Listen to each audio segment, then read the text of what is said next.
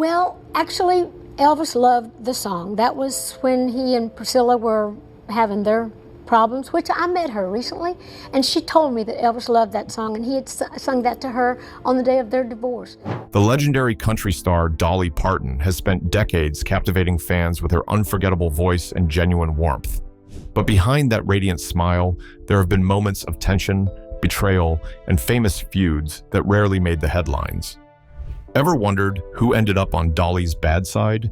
Here are 5 artists Dolly reportedly didn't get along with and why. But before we get into the drama, it helps to understand who Dolly really is and why she's not someone you want to cross. Dolly's rise to fame. Well, I'm not really afraid. Of course, I'm like everybody else. I just work real hard. I've been as poor as anybody could be, so I had everything to gain and nothing to lose. Dolly Parton was born on January 19, 1946, in a tiny one-room cabin in Pittman Center, Tennessee. She was the 4th of 12 children in a poor but loving family. Her father, Lee, was hardworking and smart with money, even though he couldn't read or write. Her mother, Avie Lee, cared deeply for her children and shared songs and stories from the Smoky Mountains. From a young age, Dolly showed signs of musical talent. By age 10, she was performing on local radio and TV. At 13, she recorded her first single and sang at the Grand Ole Opry, where she was kissed on the cheek by Johnny Cash. After finishing high school in 1964, she moved to Nashville to chase her dreams. In Nashville, Dolly began as a songwriter for other performers before launching her singing career. Her first hit, Dumb Blonde, showed she wasn't just another pretty face, she had wit and talent. In 1967, country star Porter Wagner invited her to join his TV show, which gave her national exposure. Together, they recorded popular duets, but Dolly's solo career soon took off. She released heartfelt songs like Coat of Many Colors, inspired by a coat her mother made for her, and Joshua, about a lonely mountain man. Her songwriting stood out because it told real stories from her life with emotion and honesty. In the early 1970s, Dolly's solo career soared, especially with the success of I Will Always Love You. Dolly kept working hard and delivered more hits, including Jolene and Here You Come Again, the latter helping her cross into pop music. But Dolly wasn't just a singer, she was a talented actress too. In the 1980s, she starred in the hit movie 9 to 5 with Jane Fonda and Lily Tomlin. The film's theme song, written by Dolly, became another chart-topping hit. From then on, she proved she was more than just a country star. She was a multi-talented entertainer who could write, sing, act, and connect with audiences everywhere. Her fame went far beyond music, and she kept finding new ways to grow and give back. In 1986, Dolly opened Dollywood, a theme park in her hometown of Pigeon Forge. Unlike many stars who spent their money on luxury, Dolly chose to invest in her community. Dollywood created jobs and boosted tourism in the Smoky Mountains. Despite her fame, she never forgot where she came from. She started the Imagination Library to give free books to children and help them learn to read. Her success wasn't just about her talent, it was about her big heart, her determination, and her ability to stay true to herself. Even with all her accomplishments, Dolly stayed humble and focused on helping others. Over time, Dolly Parton became not just a music icon, but a beloved figure around the world. She wrote thousands of songs, won many Grammy Awards, and was honored with a Lifetime Achievement Award. She even joined the Rock and Roll Hall of Fame, showing her impact reached beyond country music. Though known for her cheerful personality, Dolly is also a smart businesswoman who always thinks ahead. Time magazine named her one of the 100 most important people in the world, and the New York Times called her one of America's most beloved divas. She was offered the Presidential Medal of Freedom 3 times, but turned it down, wanting to stay away from politics. Dolly's influence goes far beyond her songs and awards. Through her charity work, she's made a huge difference in the lives of millions. Her Imagination Library has given away over 200 million books to kids around the world. In 2022, Jeff Bezos awarded her $100 million to donate to causes she believed in. She's also been honored by the American Library Association and named a Kentucky Colonel. Rolling Stone listed her among the 200 greatest singers of all time, and there's even an asteroid named after her. Dolly Parton's story is one of talent, hard work, kindness, and staying grounded, qualities that have made her a true legend in music and beyond. Still, even someone as sweet as Dolly has her limits. Over time, a few names have come up again and again. People who tried to boss her around doubted her or tried to take credit for her hard work. Dolly may smile in front of the cameras, but she doesn't forget. Behind the scenes, there have been quiet fights, hurt feelings, and deep disappointments. One of the first and most complicated was with the man who helped start her career, then tried to control it.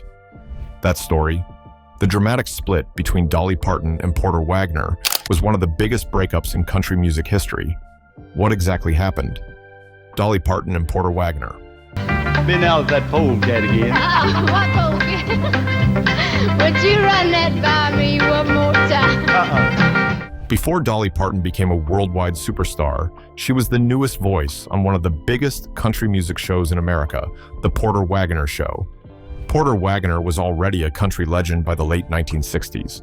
Known for his flashy rhinestone suits, big personality, and smooth voice, he wasn't just a performer, he was a showman. With his popular TV show watched by millions, Porter had the power to shape careers. And when he spotted Dolly Parton, a young singer from East Tennessee, he saw something special. In 1967, Dolly joined Porter's show, taking the place of his previous singing partner, Norma Jean. At first, not everyone was happy about the change. Some of Porter's fans missed the old singer and weren't sure about this new girl with the big hair and sweet smile. But Dolly didn't let that stop her. She kept singing her heart out, showing up with grace, talent, and determination. Soon, the audience came around. People across the country fell in love with her voice, her charm, and her warm personality. On stage, Dolly and Porter seemed like the perfect duo. Their voices blended beautifully, and their chemistry lit up the screen. Their harmonies melted hearts, their stage banter felt electric, and fans came to see them not just as partners in song, but as something more, though they never claimed to be romantically involved. Together, they scored over a dozen top 10 hits. But while the music sounded perfect, behind the scenes, things weren't always so smooth. Their time together on stage may have looked perfect, but behind the scenes, Dolly and Porter's partnership was getting harder to hold together. Porter was from the old school of country music. He liked having control and believed he was the one guiding Dolly's rise. But Dolly had big dreams of her own. As her star kept rising, she started feeling trapped. For years, Dolly stayed, grateful for the boost Porter had given her. But the more successful she became, the more she wanted to make her own choices and sing the songs that truly spoke to her heart. She began writing music that didn't quite fit the Porter and Dolly image. She wanted freedom, not just to create, but to be seen as an equal. Dolly later shared that one of the biggest problems was Porter couldn't quite see her as a partner. He had once given her a stage, but as time passed, that stage began to feel like a cage. Still, she didn't walk away right away. She respected him and she knew how much he had helped her. But by 1973, the tension had grown too strong to ignore. In 1974, Dolly made the toughest decision of her career. She told Porter she had to leave the show. She knew she was ready to fly solo. But she didn't just say the words, she sang them. Sitting Porter down in his office, she performed a song she had written just for him, I Will Always Love You. It was her way of saying thank you and goodbye all at once. Porter was touched and reportedly moved to tears. But even with the emotion in the room, he wasn't ready to let her go, not without a fight. Dolly's departure sparked a slow, burning resentment. Porter felt betrayed, claiming he had built her career and deserved compensation. In 1979, 5 years after her exit, he stunned the industry by suing her for $3 million. He alleged a breach of contract and demanded a share of her income for life. The lawsuit dragged their feud into the spotlight, tarnishing the once golden image of their partnership. The suit was eventually settled quietly out of court. Dolly would later admit Porter got her first $1 million, saying, "It took her a long time to pay it off, but she did what she thought was right." Her success skyrocketed as she became a global icon, an actress, a businesswoman, and one of music's most beloved figures. Yet the ghost of that lawsuit lingered for years. And then, time did what time does best. It softened old wounds. In the late 1980s, the two began speaking again. Dolly always said she loved Porter, even when she was angry with him. They appeared together at events and even recorded music again. In 2002, the moment that sealed their reconciliation came when Dolly took the stage to induct Porter into the Country Music Hall of Fame. Her words were heartfelt and full of grace. She called Porter her mentor, her friend, and a part of her heart. When Porter Wagner fell seriously ill in 2007 with lung cancer, Dolly didn't hesitate. She went to visit him in the hospital. Just a few weeks later, Porter passed away. Dolly was heartbroken. To honor him, she held a quiet tribute concert at Dollywood, not for the press, not for publicity, but for the man who had played such a big part in her early career. Despite all the struggles and tension between them, Dolly never forgot what he had done for her. Their relationship had always been rocky. Dolly once described it as being like oil and water. They clashed often, but they also cared deeply. It was a mix of fiery emotions and strong loyalty, and it left a lasting mark on Dolly's life and career. The ups and downs with Porter shaped her, teaching her how to stand up for herself, follow her path, and still carry grace through it all. But as complicated as things were with Porter, the next person on Dolly's list brought a different kind of trouble. Someone who may have tried to steal one of her most beloved songs, Dolly Parton and Elvis Presley. For Dolly Parton and Elvis Presley, their story began in the early 1970s with a shared love for one powerful song, I Will Always Love You. Elvis had heard the track and was deeply moved by its heartfelt lyrics and emotional depth. He was so touched by the song that, according to Dolly, he even sang it privately to his soon-to-be ex-wife Priscilla during their divorce. That moment made the song even more meaningful, showing how its message of love and letting go could touch even the most famous hearts. For Dolly, hearing that Elvis wanted to record her song was almost unbelievable. She had grown up idolizing him. He was the king of rock and roll, a larger-than-life figure she had admired since childhood. The idea that someone like Elvis not only appreciated her songwriting, but wanted to make it his own was beyond exciting. It felt like a once-in-a-lifetime opportunity and a huge honor. To Dolly, it was as if one of her biggest dreams was about to come true. But that dream soon unraveled. Before any recording could happen, Elvis's powerful and controversial manager, Colonel Tom Parker, presented a non-negotiable demand. Elvis would only record the song if he and Presley were given at least 50% of the publishing rights. This was standard practice for Parker, who frequently strong-armed songwriters into giving up ownership in exchange for the exposure that came with an Elvis recording. To many, this was the price of fame. But to Dolly Parton, it was a deal-breaker. At the time, Parton was still cementing her place in the music industry. Holding on to her publishing rights meant securing her future as a songwriter and businesswoman, something few women in country music had managed to do. Still, the emotional weight of the decision was immense. Turning down Elvis felt like sacrilege. Parton later revealed that she was devastated, crying through the night as the realization hit her. She had walked away from an opportunity most artists would have leaped at. There's also speculation that Parton's decision may have stemmed from deeper concerns. Colonel Parker's reputation in the industry was far from flattering. Many insiders viewed him as a manipulative figure who frequently put his interests above those of the artists he managed. Parton, sharp and intuitive, may have sensed that any agreement involving Parker would come with long-term consequences she wasn't willing to face. As painful as it was in the moment, her refusal turned out to be a masterstroke of foresight. Nearly 2 decades later, Whitney Houston recorded I Will Always Love You for the Bodyguard soundtrack. Her version became a global phenomenon, shattering sales records and earning countless awards. Because Dolly retained 100% of the publishing rights, the royalties made her one of the most financially successful songwriters in history. It's estimated that she earned tens of millions from that single song, money she would have forfeited if she had given in to Parker's demands. In the end, the heartbreak of losing Elvis's version transformed into a testament to Parton's vision, integrity, and strength. The story remains one of the most compelling what-ifs in popular music. What would Elvis's rendition have sounded like? What legacy might it have left behind? We'll never know, but thanks to Parton's refusal to surrender her song, we do know what it looks like when an artist stands her ground and wins. The next person on our list made a remark that stunned not only Dolly, but the whole world. Even more surprising, since she was supposed to be her friend. Dolly Parton and Linda Ronstadt.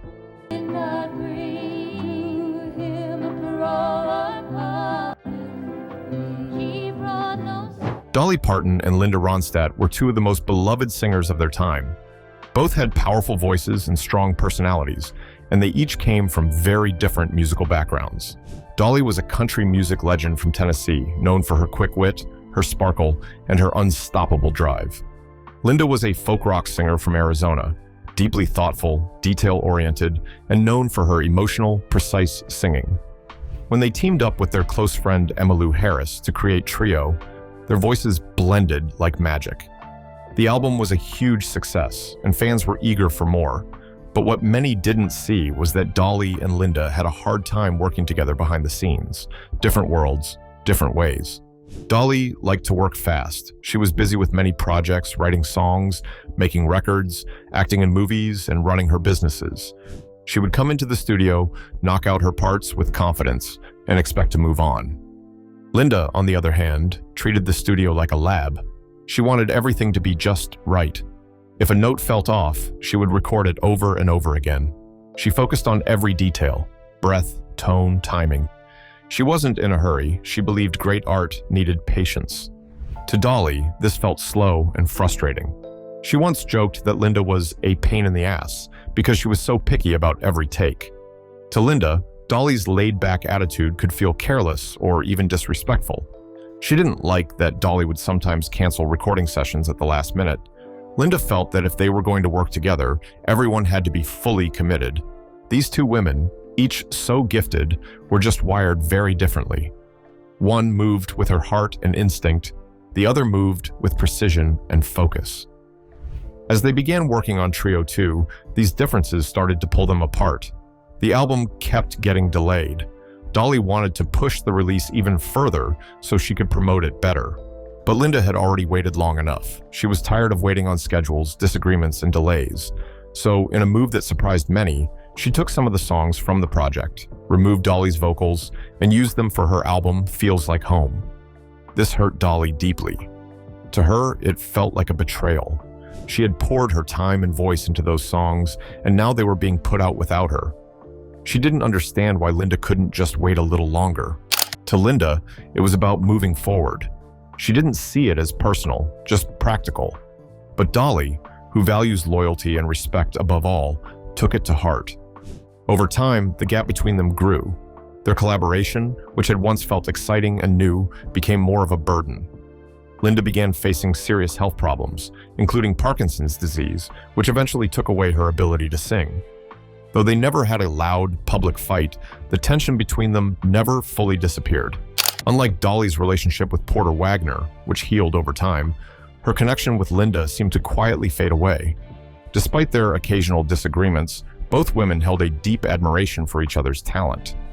Dolly often praised Linda, saying she had one of the most beautiful voices in the world, and Linda, in turn, described Dolly as a force of nature when it came to songwriting and creativity. They recognized that when they joined their voices, something truly magical happened, something that didn't come along often. Both were passionate artists with high standards, and that shared perfectionism sometimes caused friction. Their creative approaches didn't always align, leading to moments of tension, but underneath those differences was a mutual respect and a desire to create something meaningful and lasting. Their collaboration was a blend of brilliance and challenge, a relationship where artistic sparks flew in both beautiful and complicated ways. Dolly Parton and Howard Stern. I mean, I'm not blowing smoke up your ass. You look fucking fantastic. Well, thank you. And you know, you've never... Howard Stern is known for saying wild and shocking things on his radio show. He often tries to be funny by crossing the line, and his fans are used to that kind of humor. But in 2008, he said something about Dolly Parton that upset a lot of people. Many felt he had gone too far. Dolly Parton is loved not just for her beautiful singing and songwriting, but also for being kind, funny, and humble. She's known for her bright smile and quick jokes, and she usually laughs even when people make fun of her or ask rude questions. But when Howard Stern disrespectfully targeted her, it hurt her. Even someone as good-natured as Dolly has a limit, and this time she had had enough. At the time, Dolly had released an audiobook version of her memoir, My Life and Other Unfinished Business, where she shared honest stories about her life, career, and struggles. It was full of heart, wisdom, and Southern charm, everything people love about her. But Stern took audio clips from the book and manipulated them using editing software. He rearranged her words and added new ones using her voice, creating fake statements that made it sound like Dolly was saying horribly racist things and bad-mouthing other artists, including Linda Ronstadt, one of her real-life friends. To fans who knew Dolly, this was obviously fake, but it was still shocking and upsetting. Dolly had spent her entire life being kind to others and lifting people. She never used hateful language, and she certainly didn't speak poorly about fellow musicians. To hear her voice twisted into something so ugly was heartbreaking. When Dolly found out, she was devastated. She didn't just brush it off or make a joke like she often does. She was truly hurt. In a rare moment of public anger, she released a powerful statement. She said she had never felt so shocked, hurt, and embarrassed in her entire life. Dolly couldn't believe what Howard Stern had done to her. She added that in a million years, she would never say anything so rude or inappropriate. She believed they had edited or manipulated her voice in some way to create something awful and offensive. This wasn't just a joke to her. It was an attack on her character, her values, and everything she stood for. She went on to say, "If there was ever going to be a lawsuit, it's going to be over this." That was a big deal. Dolly rarely threatened legal action, and this showed just how serious the situation was for her. Howard Stern, however, didn't seem to care much about her feelings. He brushed the whole thing off, calling it a parody and claiming it was meant to be funny, not taken seriously. "It's an absurd bit. It's a parody, and it's funny as hell," he said on his show. He later added that he was honored that Dolly even knew who he was. But Dolly's fans weren't laughing. Many believed Howard Stern had gone too far. Joking about celebrities was one thing, but faking hateful words and making it sound like Dolly said them felt like a cruel betrayal, especially since Dolly is known for her kindness and sincerity. Still, Dolly didn't take legal action. Maybe she didn't want to keep the drama going, or maybe she didn't think it was worth giving Stern more publicity. Most likely, she chose to take the high road, something she's known for. But even if she stayed quiet in public, it was clear she didn't forget what happened. And the idea of her interviewing with Howard Stern again? Almost impossible. To Stern, the whole thing was just satire. But to Dolly, it was personal and deeply hurtful. After that incident in 2008, the two didn't speak again. Dolly never bashed him publicly. She didn't go on talk shows to complain. Instead, she let her fans speak for her. Still, the incident stayed in people's minds for years, and it came up anytime someone mentioned Stern and Dolly in the same sentence. Then something no one expected happened. In 2023, Dolly surprised everyone by appearing on the Howard Stern show for the first time. It had been 15 years since the scandal, and fans were stunned. Why did she go? She was promoting her bold new rock album, Rockstar, and if there was ever a time to take a risk and reach new audiences, this was it. Surprisingly, Stern was respectful during the interview. He called her a legend, praised her voice and energy, and kept the sarcasm to a minimum. Still, the tension was hard to miss. It felt clear that if Dolly hadn't had something important to promote, she probably wouldn't have been there. But in true Dolly fashion, she showed her grace, maturity, and ability to move forward on her terms, turning an old wound into a moment of quiet power. Dolly Parton and Jeff Tweety. I love Dolly Parton. All I know is that she wrote Jolene, and I will always love you in the same day, and I think she should have stopped after Jolene. Jeff Tweety, the lead singer of the band Wilco, caused a stir when he said some critical things about Dolly Parton's songwriting. While he admitted that she's a big part of music history and has had a huge impact, he didn't think her lyrics were very deep. He said her songs were more about catchy tunes than real meaning, and even suggested that she should have stopped after writing Jolene. Though he said he didn't dislike her, his comments seemed to downplay the heart and effort Dolly puts into her songs. Since Tweety is known for writing emotional and thoughtful music, many people were surprised that he would be so openly critical of someone like Dolly. Dolly didn't respond publicly, but reports say she wasn't happy about the comments. Her songs come from personal experiences and emotions, and she's always taken pride in writing from the heart. So hearing another artist question her work likely hurt a little. Still, Dolly didn't argue back. She let her career and her fans speak for her. Her songs have been loved for decades and have been sung by stars all over the world. No matter what critics say, Dolly Parton's music has touched millions, and she remains one of the most respected and beloved figures in music. Which of these feuds surprised you the most? Drop your thoughts in the comments below. And don't forget to like this video and subscribe to our channel for more juicy celebrity stories.